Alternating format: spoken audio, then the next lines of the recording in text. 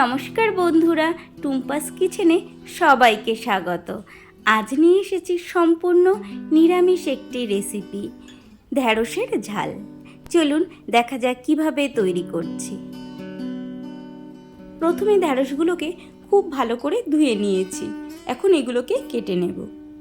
ঢ্যাঁড়সগুলো বেশ বড় কিন্তু কচি আছে। 3 টুকরো করে ঢ্যাঁড়সগুলোকে আমরা কেটে নিচ্ছি। ঢ্যাঁড়সগুলো অবশ্যই কাটার আগে ধুয়ে নিতে হবে, না হলে ঢ্যাঁড়স থেকে যে লালা বের হয় ধুতে খুব সমস্যার সৃষ্টি করে। ঢ্যাঁড়সগুলোকে একটু বড় বড় করেই কাটতে হবে এই রান্নার ক্ষেত্রে। যেহেতু এটি একটি ব্যাচেলার রেসিপি, রান্নাতে বেশি সময় দেওয়া যাবে না, সেক্ষেত্রে বড় বড় করেই কেটে নেব। সব ঢ্যাঁড়সগুলোকে আমরা এইভাবে কেটে নেব।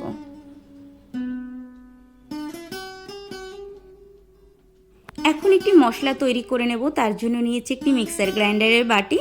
তার মধ্যে দেব 2টি কাঁচা লঙ্কা আর দেব 1 চামচ জিরে গুঁড়ো। খুবই সামান্য মশলাতেই রান্নাটি হবে। সামান্য একটু জল দিয়ে এটিকে পেস্ট করে আনব। এখন ম্যারিনেশনের পালা। প্রথমেই এই পাত্রে এই যে মশলাটি তৈরি করে এনেছি সেটি ঢেলে দেব।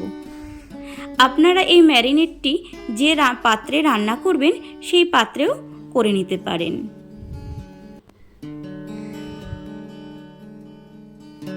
দিয়ে দেব 2 চামচ সর্ষের তেল। আপনারা যে কোনো তেল ব্যবহার করতে পারেন। আর দেব 1/2 চামচ হলুদ গুঁড়ো।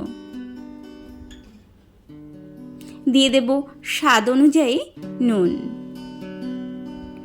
আর দেব সামান্য গরম মশলা গুঁড়ো, খুবই সামান্য।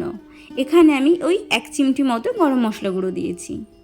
এগুলোকে খুব ভালোভাবে মেখে নেব।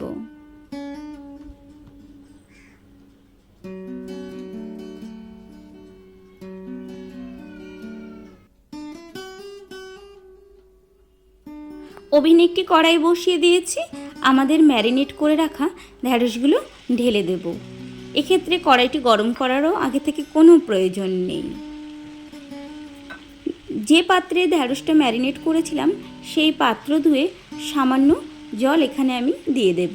1/2 কাপ মতো জল এখানে আমি দিয়ে দিলাম। এগুলোকে খুব ভালো করে একবার মিশিয়ে নেব জলের সঙ্গে। এবার একটি পাত্র দিয়ে 5 মিনিটের জন্য ঢেকে দেব। এখানে গ্যাসের ফ্লেম মিডিয়াম টু লো রাখতে হবে।